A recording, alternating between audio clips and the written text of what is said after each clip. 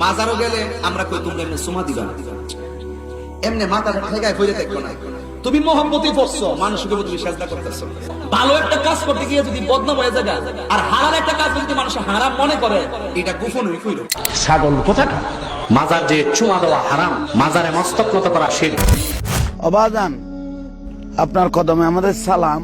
গৌসুল আজম মেজবান্ডারি কেবলা কাবার, এই ছেলেগুলো ওই সামনে পরীক্ষা আপনার কাছে দরখাস্ত দেওয়ার জন্য আপনার কাছে এসেছে। ভুল ত্রুটি মার্জনা করে তাদেরকে একটু কামিয়াবি করিও। وإذ قال لقمان لابنه وهو يعظه يا بني لا تشرك بالله إن الشرك لظلم عظيم। শিরক হলো মাজারগুলিতে গিয়ে মনের আশা আকাঙ্ক্ষা সেখানে বলা, এটি হচ্ছে শিরক। কোন মাজারে যাবেন না, কোনদিন যাবেন না, কোন প্রয়োজন নাই। বিপদে পড়েছে, উযু করবেন, মসজিদে চলে যাবেন, সুবহানাল্লাহ বলেন। মসজিদে গিয়ে 2 রাকাত কাজায়ে হাজতের নামাজ পড়বেন, আল্লাহর কাছে কাঁদবেন। মাজারে যিনি শুয়ে আছেন বিশ্বাস করেন, কোরআন শরীফ আমার সামনে, বিশ্বাস করুন যিনি কবরে শুয়ে আছেন আপনাকে 4 পয়সার উপকার করতে পারবে না।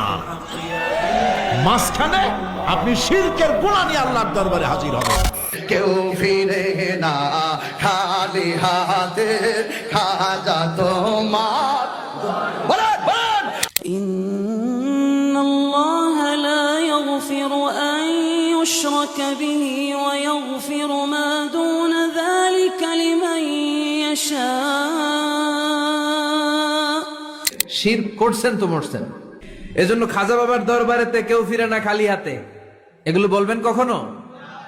ও নরম করা একটা দৃশ্য হচ্ছে জান্নাতুল বাকি, যেটা আমরা বাকিউল গারকাত বলি, যেখানে আপনি দেখবেন সাহাবায়ে কেরাম রাদিয়াল্লাহু আনহুমের কবর, যতদূর চোখ যায় তাদের কবর, কবরের কোনো মাজার নাই, সেখানে কোনো তাওয়াফ হচ্ছে না কবরকে কেন্দ্র করে, সেখানে কবরে কেউ ফুল চড়াচ্ছে না, একটা ছোট্ট পাথর দেখা যায় খেলার কিছু না।